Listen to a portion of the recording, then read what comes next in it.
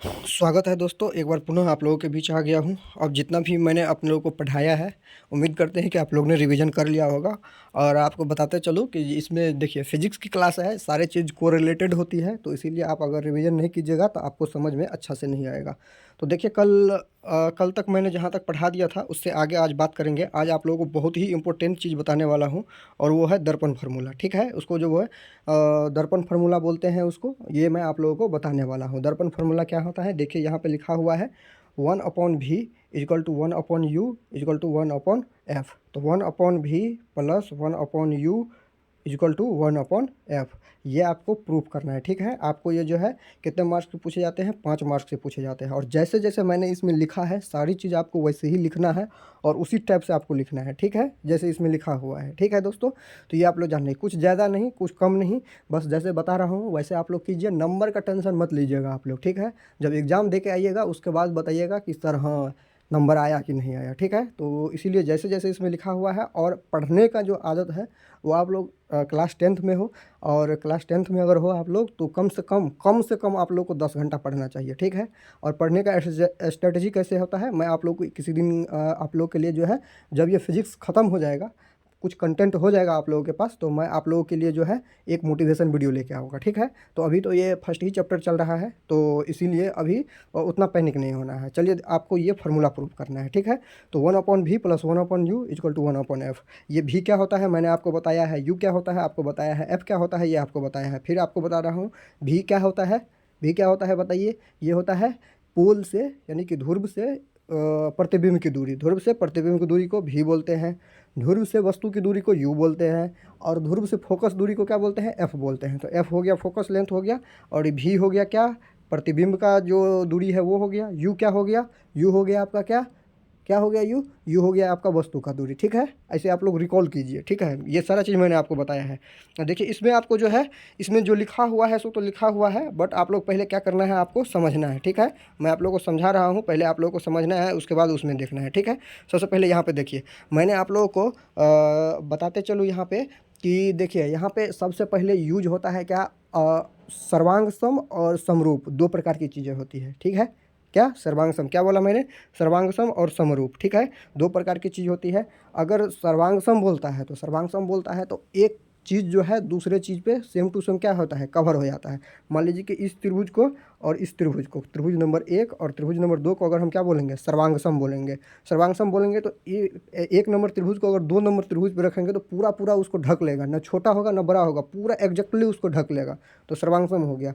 अब यहाँ पे देखिए कि त्रिभुज नंबर 3 और त्रिभुज नंबर 4। ठीक है, इसको हम अगर हम इसको क्या बोले, सर्वांग सम, सर्वांग सम, इसको सर्वांग सम बोले। ये कहाँ पे पढ़ना था आपको, ये क्लास 9th के ज्योमेट्री में पढ़ना था आपको सर्वांग सम। और ये क्या है, समरूप है, क्या है, समरूप, इसको क्या बोलते हैं, समरूप। ये 10th क्लास के आपको ज्योमेट्री में पढ़ना है, तो मैं आपको ये समरूप पढ़ाऊंगा। और ये सर्वांग सम जो है आपको 9th क्लास में पढ़ना था, बट आप लोग अगर कमेंट कीजिएगा तो ये सारा थ्योरम जो है मैं आप लोगों को बताऊंगा। तो समरूप, समरूप कहने का मतलब देखिए 3 नंबर और 4 नंबर में देखिए, त्रिभुज 3 और 4 में समरूप कहने का मतलब होता है कि एक जैसा दिखना। ठीक है, एक जैसा लगना। ठीक है, जैसे ये हो गया ना कि गाँव घर में बोला जाता है कि बेटा का चेहरा बाप के चेहरा से मेल खाता है, दोनों एक जैसा लगता है, तो उस प्रकार से बाप बेटा वाला रिश्ता है। यहाँ पे एक दूसरे को पूरे कवर नहीं करेगा। ठीक है, लेकिन एक जैसा दिखने में लगेगा। ठीक है, एक जैसा देखने में लगेगा। तो इससे आप ये कब होगा, तो ये तो आप समझ गए कि ये 9th क्लास का है, तो ये अभी पढ़ना नहीं है अपने लोग को, इसको हटा देते हैं अभी यहाँ से।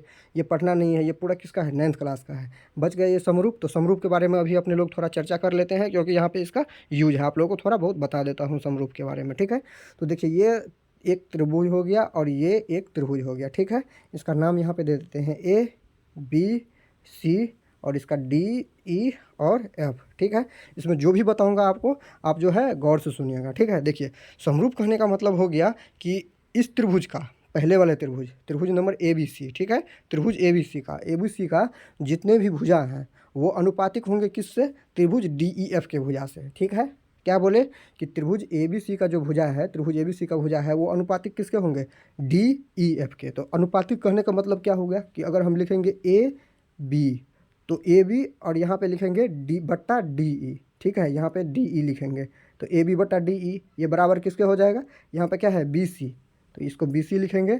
और यहाँ पे क्या है देख लीजिए, यहाँ पे ई एफ है तो इसको ई एफ लिखेंगे, ठीक है। और बराबर क्या होगा, ए सी है तो यहाँ पे ए सी लिखेंगे, और फिर नीचे में क्या लिखेंगे, डी एफ लिखेंगे। यहाँ पे क्या हो गया, ये डी एफ हो गया, डी एफ इधर बच गया तो डी एफ हो गया। तो देखिए ए बी बट्टा बी, ए बी बट्टा डी ई हो गया, ए बी बटा डी ई हो गया। उसके बाद बी सी बटा, यहाँ पे देखिए आप लोग बी सी, और यहाँ पे ई एफ हो गया, ठीक है, समझ गए। यहाँ पे क्या है, ए सी है, यहाँ पे देख लीजिए ए सी है, यहाँ पे क्या हो गया, ई एफ हो गया। तो ये सब अगर अनुपातिक होंगे, अनुपातिक मतलब एक के बट्टे में दूसरा रखेंगे फिर बराबर करेंगे, एक के बट्टे में दूसरा रखेंगे तो ये बराबर करेंगे। तो अगर अनुपातिक होगा तो त्रिभुज क्या होगा, समरूप होगा, ठीक है। अनुपातिक हो एक त्रिभुज ए बी सी और डी ई एफ का जो सभी भुजा है एक दूसरे के अनुपातिक हो। ये आप लोग एक गौर से देखिएगा कि मैंने ए बी लिया तो यहाँ पे क्या लिया, डी ई लिया। ये नहीं कि मैंने ए बी यहाँ पे लिया और यहाँ पे जो है ई एफ ले लिया, तो फिर गलत हो जाएगा, तो फिर ये गलत हो जाएगा, ठीक है। ये क्रमानुसार लेना है आपको। तो ये एक कंडीशन हो गया। एक कंडीशन क्या हो गया कि भुजा अनुपातिक होती है, और एक कंडीशन और होता है यहाँ पे, ये पहला कंडीशन हो गया।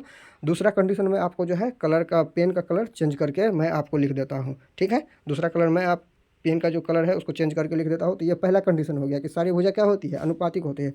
और दूसरा कंडीशन ये होता है कि जितने भी कोण होते हैं इसके परस्पर क्या होते हैं, बराबर होते हैं। तो यहाँ पे क्या लिखेंगे, कोना ए इजक्वल टू क्या हो जाएगा, कोना डी, ठीक है। और कोना बी इजक्वल टू क्या हो जाएगा, कोना ई, ठीक है। और कोना कोना सी इजक्वल टू हो जाएगा कोना एफ, ठीक है। देख रहे हैं आप देख रहे हैं, क्या देख रहे हैं कि हम सारे भुजा को अनुपातिक कर दिए और कोण को भी क्या कर दिए, बराबर कर दिया। आप लोग क्या लिखिएगा ऊपर में, समरूप, समरूप के सिद्धांत, ठीक है। यहाँ पे लिखिए आप लोग ऊपर में समरूप, समरूप के सिद्धांत, समरूप के सिद्धांत लिख लिए। सिद्धांत मैं आपको लिखा रहा हूँ, समरूप के सिद्धांत लिख लिए। और यहाँ पे आप लोग ये लिखिए कि त्रिभुज ए बी सी और त्रिभुज समरूप, त्रिभुज डी ई एफ लिख लिए, त्रिभुज ए बी सी और त्रिभुज डी ई एफ में, ठीक है। इतना तक लिख लिए आप लोग। अब देखिए आगे अब बढ़ते हैं, ठीक है। ये सारा चीज़ मैं आपको नोट्स में लिख कर प्रॉपर तरीका से दे दूंगा, बट आप लोगों को मैं दिखा रहा हूँ कि कैसे कैसे होता है, क्योंकि ये सारा नोट्स आपको मिल जाएगा, इसमें कोई घबराने की बात नहीं है। अगर समरूप बोलेंगे तो कैसे समरूप बोलेंगे, ये आप समझ गए कि भुजा अनुपातिक होना चाहिए और कोण क्या होना चाहिए, बराबर होना चाहिए, तब इसको क्या बोलेंगे, समरूप बोलेंगे। ये आप लोग समझ गए होंगे। चलिए अब आगे बढ़ते हैं, जिस चीज़ के लिए ये अभी जानकारी प्राप्त किए उसके बारे में अब जानते हैं। अब यहाँ पे आप देख लीजिए कि मैंने यहाँ पे जो लिखने का तरीका है, मैं देखिए यहाँ पे लिख दिया हूँ। आप लोग जो है जैसे मैं लिखा हूँ वैसे ही आप लोग को लिखना है। यहाँ पे मैंने फिगर बना दिया, फिगर का अभी बहुत यूज होगा तो उसके हिसाब से अभी आप देख लीजिए। अभी देखिए यहाँ पे कि लिखा है कि त्रिभुज ए ओ सी, और इस साइन का मतलब होता है समरूप, ठीक है। अगर इस तरह का साइन रहेगा तो समरूप रहेगा, ठीक है। इस तरह का साइन मिलेगा आपको तो समरूप, और आपको इस तरह का अगर साइन मिल जाएगा तो ये क्या हो गया, सर्वांग का साइन होता है। ये क्या चीज़ का साइन होगा, समरूप का, ये किसका, सर्वांग का, ठीक है। तो ये आप लोग समझ गए होंगे। अब यहाँ पे देखिए ए ओ सी त्रिभुज, ए ओ सी त्रिभुज देखिए, और बी आई सी त्रिभुज देखिए, बी आई सी। तो ए ओ और सी त्रिभुज ये हो गया, बी आई और सी ये हो गया, ठीक है। देख लीजिए जैसे जैसे इसमें लिखा हुआ है वैसे ही आपको लिखना है, उल्टा पुल्टा कीजिएगा पूरा गड़बड़ हो जाएगा, ठीक है। जैसे जैसे इसमें त्रिभुज का नाम लिखा है वैसे ही वैसे आपको लिखना है, वैसे वैसे एग्जाम में भी आपको लिखना है, ठीक है। उसी टाइप से लिखना है। आप भले ही इसका नोटेशन चेंज कर दीजिए, लेकिन जो इसका मीनिंग है, जैसे देखिए यहाँ पे कोण ए किसके बराबर हो गया, यहाँ पे कोण बी के बराबर। तो यहाँ पे देखिए कोण ए कोण बी के बराबर हो रहा है। देखिए ये कोना जो है इस कोना के बराबर हो रहा है, ये सी कोना जो है इस कोना के बराबर हो रहा है। ये कैसे हो रहा है, जब दो रेखा एक दूसरे को काटती है तो आसन्न कोण क्या होते हैं, बराबर होते हैं, ये आप जानते हैं, ठीक है, ये जानते हैं। और ये कोना 90 डिग्री है, ये भी कोना 90 डिग्री है, वो कोना ए कोना 90 डिग्री है, तो ये आप समझ गए। तो देखिए ये दोनों त्रिभुज क्या हो गया, समरूप हो गया। तो समरूप का क्या आपको बताए थे अभी कि इसका दो कंडीशन होता है कि इसकी सभी कोण जो है बराबर होते हैं, ठीक है। सभी कोण जो है इसके एक दूसरे के बराबर होते हैं, ठीक है, क्रमशः बराबर होते हैं, और इसके भुजा जो है अनुपातिक होते हैं। तो अब ये देखिए ये दोनों त्रिभुज तो समरूप है तो इसके भुजा अनुपातिक होंगे। तो अब देखिए ए ओ, ये ए ओ देख लीजिए। उसी प्रकार से जैसे यहाँ पे ए ओ लिए तो वहाँ पे क्या लेना है, बी आई लेना है, ठीक है, बी आई ले लिए। अब देखिए यहाँ पे क्या लिए, फिर ओ सी लिए, ओ सी लिए तो फिर यहाँ पे क्या लेंगे, आई सी लेंगे। तो देखिए नीचे में ऐसे लिए, ठीक है। ये समझ गए कि यहाँ पे जिस तरीका से लेंगे वैसे ही यहाँ पे उसी तरीका से लेंगे, ठीक है, ये समझ गए आप लोग। अब देखिए ए ओ बटा आई बी सेम टू सेम लिख दीजिए। ओ सी देखिए यहाँ पे, अब यहाँ पे देखिए इस फिगर में देखिए ओ सी कहाँ से कहाँ है, यहाँ पे ओ हो गया, यहाँ पे सी हो गया, ठीक है, समझ गए, ओ सी क्या हो गया। अब ओ सी को क्या लिख दिए हम, यहाँ पे देखिए ये पी है, यहाँ पे देखिए मैं आपको एरो लगा रहा हूँ, पी है, और ये क्या है, ओ है, तो ये पी ओ हो गया ना, पी ओ। ये पूरा पी ओ हो गया। देखिएगा गौर से आप लोग, ये हो गया पी ओ, और पी ओ में से क्या घटा दिए हैं यहाँ पे देखिए, पी ओ में से क्या घटा दिए हैं, पी सी। तो पी ओ में से पी सी घटा देंगे तो यही ना बचेगा, यही ना बचेगा, ओ सी बन ओ सी ना बचेगा। तो यही ओ सी को क्या लिख दिए, P O minus P C लिख दिए। उसी प्रकार आई सी देखिए, ये आई सी है, आई सी है तो आई सी को क्या लिखे, पी सी। देखिए यहाँ पे पी सी लिखा हुआ है, पी सी में से अगर पी आई को घटा देंगे इतना को तो यही है ना बचेगा। तो ये क्या है, सी आई है, तो यहाँ पे सी आई लिख दिए। ये समझ गए आप लोग। उसी प्रकार से नीचे में आइए, और नीचे में आने के बाद आप देखिए क्या, त्रिभुज क्यू आर एफ। यहाँ पे आप देखिए क्यू, यहाँ पे देखिए मैं आपको जो है पॉइंट आउट कर रहा हूँ, देखिए क्यू आर एफ, ये एक त्रिभुज हो गया। और एक त्रिभुज का है आई, तो ये आई हो गया, ये बी हो गया, और ये एफ हो गया। अब ये दोनों त्रिभुज को समरूप करना है। और देखिए पी और क्यू जो पॉइंट है ना, ये मैं आपको मैग्नीफाई करके दिखाया हूँ। ये बहुत नज़दीक होता है, ये समझने के लिए यहाँ पे अलग अलग दिखाए हैं, लेकिन ये बहुत नज़दीक होता है। ये इतना नज़दीक होते हैं कि पी और क्यू को आप जो है एक ही पॉइंट मान सकते हैं, ठीक है। तो ये आगे में यूज होगा, इसलिए मैंने अभी आपको ये बता दिया है। तो अब चलिए यहाँ पे आइए, देखिए ये दोनों त्रिभुज क्या हो गया, ये दोनों त्रिभुज हो गया क्या, समरूप हो गया। तो ये समरूप कब होते हैं, जब भुजा जो है अनुपातिक हो और कोण क्या हो, कोण बराबर हो। तो यहाँ पे देखिए कोई एक कंडीशन अगर फुलफिल कर जाता है, या देखिए भुजा अगर अनुपातिक हो जाता है तो कोण उसको बराबर होना पड़ेगा, ठीक है। या अगर कोण अगर बराबर हो जाता है तो भुजा उसका क्या होना पड़ेगा, अनुपातिक होना पड़ेगा। दो कंडीशन बताया था आपको, दोनों कंडीशन अगर एक फुलफिल हो रहा है तो दूसरा अपने आप फुलफिल हो जाएगा। तो यहाँ पे देखिए आप कि इसका कोण बराबर हो रहा है, ठीक है, इसका कोण जो है ना बराबर हो रहा है। देखिए एफ कोना जो है ये आपको जो हो गया सम्मुख कोण हो गया, ये एफ इधर से और इधर से सम्मुख कोण, ये बराबर हो गया ना। और यहाँ पे देखिए कि ये जो है 90 डिग्री का आई वाला कोण 90 डिग्री है, 90 डिग्री। यहाँ पे पी वाला कोण कितना हो जाएगा, 90 डिग्री हो जाएगा। तो ये अगर दो कोण बराबर हो जाएगा त्रिभुज का, तो तीसरा कोण तो अपने आप बराबर हो जाएगा, ये आप जानते हैं। और नहीं जानते हैं तो जब आपको पढ़ाऊंगा मैं समरूप वाला वो चैप्टर, तो वहाँ पे मैं आपको बताऊंगा। अभी यहाँ पे आप जो है इतना समझ लीजिए, ठीक है। तो ये हो गया आपका समरूप हो गया। तो समरूप को क्या बताए थे आप, अगर समरूप होता है त्रिभुज तो उसकी क्या होती है, अगर त्रिभुज समरूप होता है तो उसका भुजा क्या होगा, अनुपातिक होगा, क्योंकि यहाँ पे कोण क्या है, दोनों का बराबर है। अगर कोण बराबर है तो भुजा अनुपातिक होगा, अगर भुजा अनुपातिक है तो कोण बराबर होगा। ये दोनों कंडीशन होता है समरूप होने के लिए। तो अब देखिए जिस प्रकार से ऊपर किए थे वैसे ही यहाँ पे भी किए हैं, कि अगर क्यू आर इस साइड में लिए हैं तो यहाँ पे आई भी लिए हैं नीचे में, ठीक है। और यहाँ पे क्यू एफ लिए हैं, देखिए क्यू और एफ लिए हैं, तो यहाँ पे भी क्या लेंगे, आई और एफ लेंगे, तो लिए है ना आई और एफ। तो उसी प्रकार से लेना पड़ता है, ठीक है।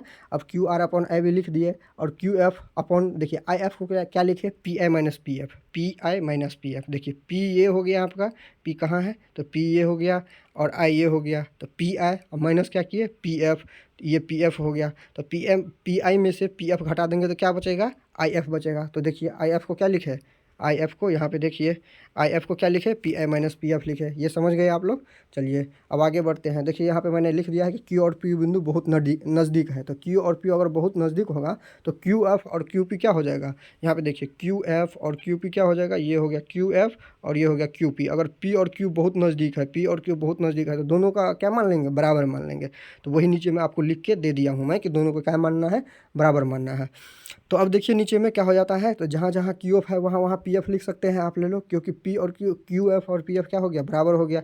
तो इसको जो है यहाँ पे हम बराबर लिख दिए, क्यू एफ के बदला हम क्या लिख सकते हैं, पी एफ लिख सकते हैं, ठीक है। तो ये हो गया, और जो ऊपर में था वो सेम टू सेम यहाँ पे लिख दिए। अब देखिए यहाँ पे, अब यहाँ पे देखिए क्या हो रहा है, अब यहाँ पे देखिए क्या हो रहा है, अब यहाँ पे देखिए क्या हो रहा है। अब देखिए ये ए ओ है, ए ओ है और क्यू आर है। देखिए ए ओ और क्यू आर दोनों बराबर है, यहाँ पे आप देख लीजिए, यहाँ पे आप देख लीजिए, ये ए ओ हो गया, ठीक है। और ये लाइन क्या है, पैरेलल है, किरण क्या है, पैरेलल है ना, पैरेलल। जब पैरेलल तो समानांतर है, समानांतर रेखा के बीच का दूरी क्या होता है, हमेशा बराबर होता है। तो जितना दूरी यहाँ पे होगा उतना ही यहाँ पे भी होगा। तो ए ओ किसके बराबर हो जाएगा, क्यू आर के बराबर हो जाएगा। ये आप समझ गए। तो ए ओ यहाँ पे इसीलिए लिखे हैं कि ए ओ इजक्वल टू क्या लिखे हैं, ए ओ इजक्वल टू क्यू आर लिखे हैं। ये समझ गए यहाँ पे आप।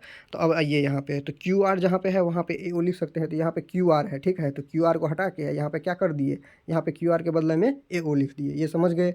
अब देखिए समीकरण एक ऊपर में था, समीकरण दो नीचे में है। अगर दोनों समीकरण को अगर मिलाएंगे तो दोनों समीकरण को मिलाएंगे, देखिए समीकरण एक और समीकरण दो दोनों को मिलाए हैं, समीकरण एक और समीकरण दो दोनों को अगर मिलाएंगे तो यहाँ पे आप देख लीजिए कि एक पक्ष इसका क्या है, ए ओ, अपॉन ए बी, यहाँ पे भी है ए ओ अपॉन ए बी। तो ये बराबर हो गया, तो इसका मतलब देखिए लेफ्ट हैंड साइड बराबर हो गया तो राइट हैंड साइड अपने आप बराबर हो जाएगा। तो अपने आप बराबर हो जाएगा तो इसको लिख दिए कि P O minus P C upon P C minus P I, और इसके बदले में क्या हो जाएगा, इसके बराबर ये हो जाएगा। ठीक है, अब देखिए ये सारी चीज़ जो नीचे में लिखा हुआ है ये मैंने आपको पहले सब कुछ बता दिया है। देखिए पी ओ क्या हो गया, माइनस यू हो गया। तो पी ओ क्या होगा, माइनस यू। तो यू किससे डिनोट करते हैं, वस्तु की दूरी को डिनोट करते हैं। अब मैं आपको यहाँ पे दिखा रहा हूँ, ठीक है। अब मैं आपको फिगर में दिखा रहा हूँ, देखिए फिगर में दिखा रहा हूँ, फिगर में मैं आपको अभी दिखा रहा हूँ, देख लीजिए। यहाँ पे आप देख सकते हैं, यहाँ पे आप देख सकते हैं, यहाँ पे आप थोड़ा सही कर लीजिएगा। यहाँ पे भी लिखा गया था, आप लोगों को दिक्कत होगा नहीं तो बाद में। तो इसको क्या कर लेना है, आपको यू कर लेना है, क्योंकि वस्तु की दूरी को क्या चीज़ से डिनोट करते हैं, यू से डिनोट करते हैं। तो देखिए पी ओ, देखिए पी और ओ, पी ओ ये हो गया, ये वस्तु की दूरी है। तो देखिए नीचे में पी ओ के बदले में क्या लिखे हैं, पी ओ के बदले में देखिए यहाँ पे माइनस यू लिखे हैं ना। अब माइनस क्यों लिखे हैं आपको पता है, माइनस क्यों लिखे हैं ये मैंने आपको बताया है। क्योंकि देखिए ध्रुव से किधर जा रहे हैं, इधर जा रहे हैं, प्रकाश किधर आ रहा है, इधर आ जा रहा है। तो अपोजिट डायरेक्शन में जा रहे हैं प्रकाश के, तो क्या होगा, माइनस होगा। इसी प्रकार से पी एफ का वैल्यू लिखे हैं, ठीक है, माइनस एफ लिखे हैं, ठीक है। यहाँ पे आप लोग चेंज कर लीजिएगा, यहाँ पे यू कर लीजिएगा, ठीक है। मैंने आपको बता दिया है, यहाँ पे क्या करना है, आपको यू कर लेना है, ठीक है। यहाँ पे देख लीजिए, आप लोग फिर से देख लीजिए, यहाँ पे आपको क्या करना है, यू कर लेना है। जितने भी लोग देख रहे हैं यहाँ पे यू कर लेना है, ठीक है। तो यहाँ पे सारा वैल्यू मैंने आपको लिख दिया है, ठीक है। देखिए पी ओ का वैल्यू लिख दिया और पी आई का वैल्यू लिख दिया। पी आई क्या हो गया आपका, प्रतिबिंब की दूरी हो गई। तो पी आई कहाँ पे है, देख लीजिए इसमें पी आई कहाँ पे है, यहाँ पे पी और आई, यही ना प्रतिबिंब बन रहा है, यही ना है प्रतिबिंब, यही ना प्रतिबिंब है। तो पी आई लिखे तो पी आई क्या हो जाएगा, माइनस क्या हो जाएगा, माइनस भी हो जाएगा। माइनस भी यहाँ पे लिख के भी दिए हैं आपको, ठीक है, दिए हैं ना। और ये देखिए ये फोकस दूरी हो गया, तो माइनस एफ आप यहाँ पे आपको लिख के भी दिए हैं, ठीक है। इधर से इधर सारी दूरी माप रहे हैं, प्रकाश इधर से इधर जा रहा है, तो सारा क्या हो जाएगा, नेगेटिव हो जाएगा। तो ये सारा चीज़ मैंने आपको लिख के यहाँ पे दे दिया है। और इस सब का वैल्यू जो है किसमें, समीकरण 3 में जो है पुट करना है। ये देखिए यही ना है समीकरण 3। और देखिए इस सब का वैल्यू, पी ओ का वैल्यू, पी सी का वैल्यू, पी सी का वैल्यू, पी आई का वैल्यू, सब का वैल्यू यहाँ पे हमको पता है कि क्या क्या है। इस सब को उठा के इसमें डालना है, ठीक है, सबको उठा के इसमें डालना है। तो डाल दिए, और डालने के बाद देखिए ये सारा समीकरण बना, और समीकरण बना तो समीकरण को सॉल्व करना है। ये मैंने आपको सॉल्व कर दिया है, ठीक है। सॉल्व करके देखिए क्या आया है, सॉल्व करके ये आया है, ठीक है। सॉल्व कैसे किए ये आप लोग को पता चल जाएगा, आप लोग कीजिएगा तो, ठीक है। सॉल्व करने के बाद ये आ गया।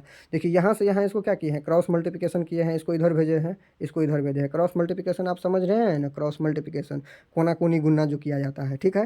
तो ये करने के बाद आपका जो है ये आता है, ठीक है। अगर ये आया तो अब क्या करते हैं, दोनों तरफ यू भी एफ से भाग देते हैं, इस तरफ भी और इस तरफ भी, दोनों तरफ क्या करते हैं, यू भी एफ से भाग देते हैं। तो यू भी एफ से भाग देने के बाद देखिए क्या आता है। तो इधर इधर क्या था, इधर आपका यू भी था, और इधर क्या था आपका V F plus U F था। तो इधर भी यू वी एफ से भाग दिए, इधर भी यू वी एफ से भाग दिए। तो समीकरण के दोनों साइड में अगर एक ही ऑपरेशन करते हैं, एक ही प्रकार की संख्या जोड़ते हैं, घटाते हैं, गुना करते हैं, भाग करते हैं, तो समीकरण पे कोई भी फर्क नहीं पड़ता है। तो इस समीकरण पे कोई भी फर्क नहीं पड़ा, ठीक है। अब यहाँ पे देखिए यू भी कट गया, यू भी कट गया, तो यहाँ पे 1/f बचा। तो आपको ये बाइफर्गेशन पता होगा आपको कि दोनों को जोड़ है तो दोनों को अलग अलग कर सकते हैं। तो V F upon you V F लिख दिए, U F upon you V F लिख दिए, अब ठीक है। अब यहाँ पे देखिए भी कट गया, भी कट गया, एफ कट गया, एफ कट गया, यहाँ पे यू कट गया, यू कट गया, एफ कट गया, एफ कट गया। तो यहाँ पे क्या बचा, 1/u बचा। यहाँ पे 1/u है ना बचा, तो 1/u यहाँ पे हो जाएगा, और यहाँ पे क्या बचा, 1/v बचा। तो 1/v यहाँ पे, 1/u यहाँ पे, ये क्या हो जाएगा, 1/f। तब नीचे में देखिए कि 1/u 1/v और इजकल टू क्या होगा, 1/f is equal to 1/u plus 1/v। तो इसको ऐसे भी लिख सकते हैं कि नहीं, ऐसे लिख सकते हैं इसको, 1/v प्लस 1/u, इस सबको इस साइड लेके चले गए, इसको इस साइड कर दिए, ठीक है। तो ऐसे भी इसको लिख सकते हैं। तो ये क्या हो गया, ये प्रूफ हो गया। यही आपको जो है प्रूफ करना था, ठीक है। ये आपको क्या करना था, प्रूफ करना था। अब यहाँ पे देखिए बहुत बड़ी बात है, अब यहाँ पे आप लोग जो है अगर लिखना चाहें तो लिख सकते हैं, और नहीं तो आपको जो है पीडीएफ में तो मैं सब कुछ लिख के दे ही दिया हूँ, ठीक है। तो यहाँ पे अब यू क्या है आपका, ये वस्तु की दूरी है, क्या है ये, वस्तु की दूरी है, कहाँ से, ध्रुव से। और एफ क्या है, ये प्रतिबिंब की दूरी है, कहाँ से, ध्रुव से, ये समझ गए। एफ क्या है, फोकस डिस्टेंस है, कहाँ से, ध्रुव से, दर्पण के ध्रुव से। और ये सारा चीज़ मैंने आपको लिख के भी दे दिया है, ठीक है। तो यही है दर्पण फार्मूला, इसको मैंने आपको प्रूव कर दिया। इसको आप लोग 4-5 बार बनाइएगा, अपने से प्रैक्टिस कीजिए तो अच्छा से आ जाएगा, ठीक है। तो अब नेक्स्ट वीडियो में अपने लोग मिलते हैं फिर से। जो भी आगे बचा हुआ है उसको जो है ख़त्म करके प्रकाश का परावर्तन ख़त्म करेंगे, उसके बाद जो है प्रकाश का अपवर्तन में एंट्री करेंगे, ठीक है। और प्रकाश का अपवर्तन भी 3-4 क्लास में आपका ख़त्म हो जाएगा, उसके बाद आगे की देखेंगे, ठीक है दोस्तों। Thank you.